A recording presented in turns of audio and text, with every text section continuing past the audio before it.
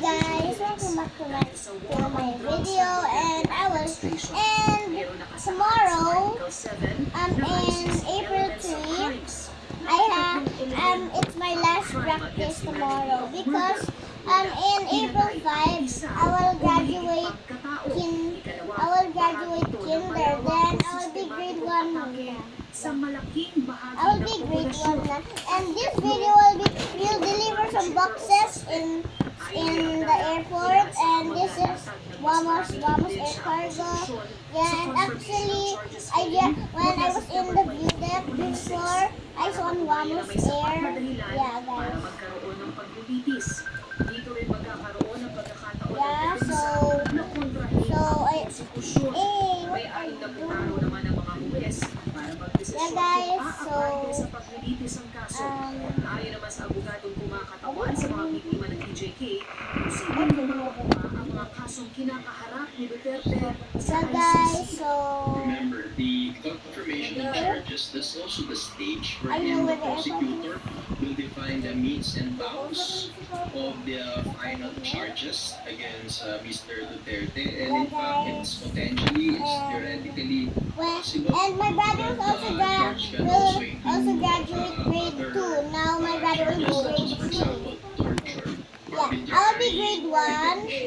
will be grade 1. Then my brother will be grade 3. Naniniwala rin si Andres na malakas ang mga ebidensya ng prosecution, kabilang na ang mga opisyal na kautusan kaugnay ng pagpapatuan doon ng PNP ng Molan Tukha.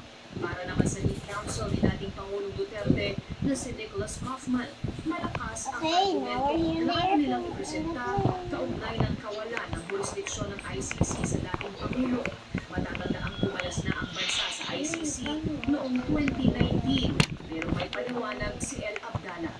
A withdrawal only affects so meaning that the ICC will not have jurisdiction for the future after the withdrawal is effective, but not for the times during the moment when the vote was still by the state party. Sa ngayon ay wala pa sinasampang petisyon ang kampo ni dating Pangulong Duterte, pero nauna nang sinabi ng lead counsel nito na maghahali sila sa takdang panahon. Anong mangyari ito? Nasa pre-trial chamber na ng ICC, kung hindi ito muna yun o isasama sa mga pag-uusapan sa confirmation of charges hearing sa September. Zen Hernandez, ABS-CBN News. Samantala, naniniwala naman ang ambassador ng Switzerland sa Pilipinas na mahalaga sa international community na sumusuporta sa international law ang kaso ni dating Pangulong Rodrigo Duterte sa ICC. Isa ang Switzerland sa mahigit 100 bansa na kasama sa Rome Statute na siya mahalagang tratado sa pagbuo ng ICC. In the cargo hold. Is playing a important role. I think that is more than relevant. And for the ICC, there must be not a lot of success. I think this case will be proof that in this sense they can rights. Ipinauubaya ni Vice President Sara Duterte sa kanilang lead counsel na si Nicholas Kaufman ang mga legal strategy sa kasong kinakaharap ng kanyang ama at dating Pangulong Rodrigo Duterte sa International Criminal Court. Mas tumibay naman umano ang relasyon ng pangalawang Pangulo sa kanyang pamilya dahil sa kanilang kinakaharap ngayon. Nagpapatro, Jovel Tesorio. Pagkasabay na binisita ni Vice President Sara Duterte at half-sister na si Kitty si dating Pangulong Rodrigo Duterte sa Special Facility International Oh yeah, I saw snow. Kasama rin nila si Hanelet Abansenia, ina ni Kitty at partner sa Pangulong. Sabi ni Vice President Duterte, mas naging matibay ang relasyon nila ni Kitty at magaling sa dinadyanas ng kanyang ama para harapin ang mga kasong crimes against humanity sa ICC. I'm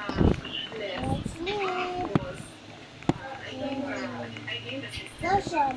I said Goshen's road might be icy.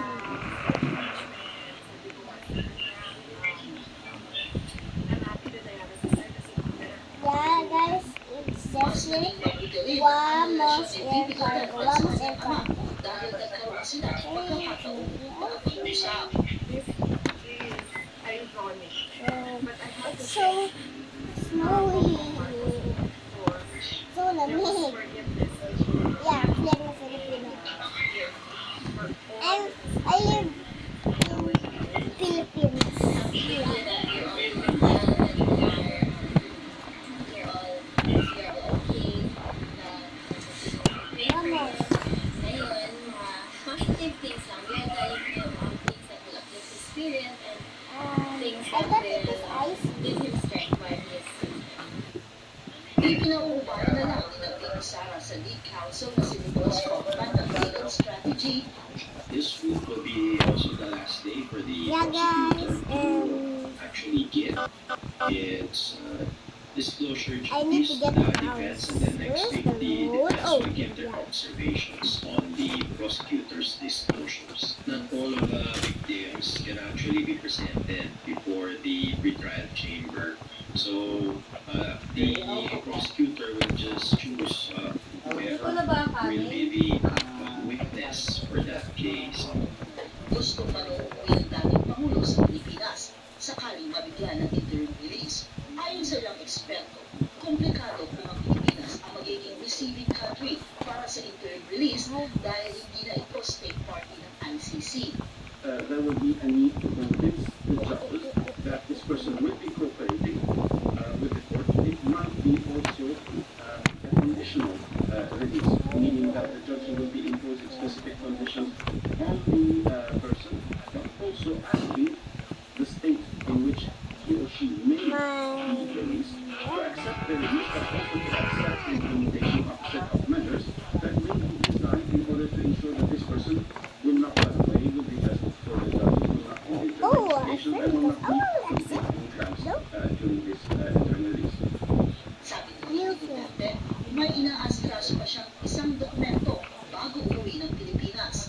Joel Tesorio, ABS-CBN News, The Hague, The Netherlands.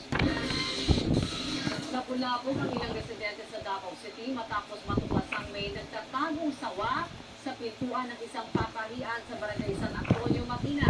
Agad na magrumisponde ang Central 911 Urban Search and Rescue Team para salipin ang sawa. Inala nila, hindi nag-vlog na ka? nila ang prostituto Nag-ano ka? hanggang sa ligtas Post na ka? nailabas at saka Yeah. isinulong sa sako. Paalala po ng mga otoridad, huwag Ay, saktan gusto kung naging may it. nakitang Okay. ahas. Oh, sorry. Sa halip ay magbigay There's alam sa still mga on otoridad para recording. ma-rescue. Actually, you can join the Discord. Discord? Sir, you're in a Discord na? It's a... Guys, what does Discord mean? Is it like a party?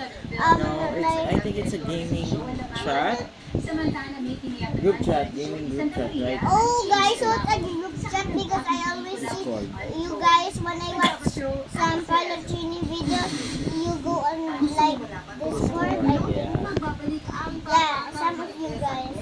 Great. I parked my car here because it's not Kasha in the garage. Okay, we're done working. Yeah, this truck is new, Mama.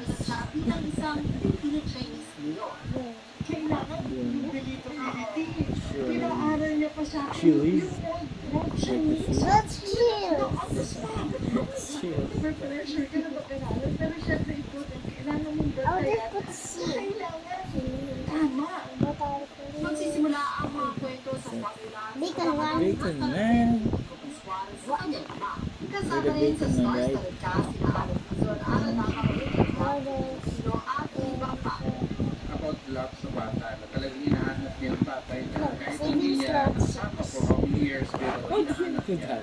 beautiful love kasi parang ano sila broken How family. do you know You that? can join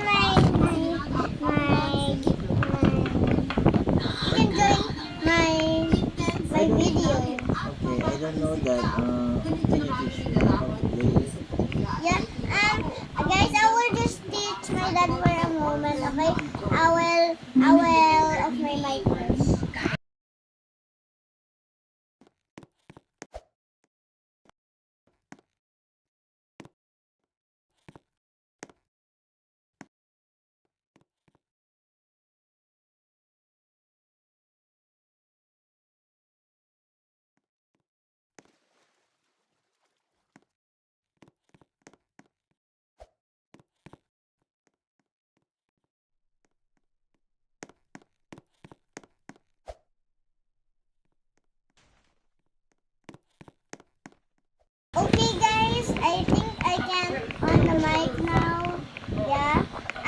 still going to teach my dad.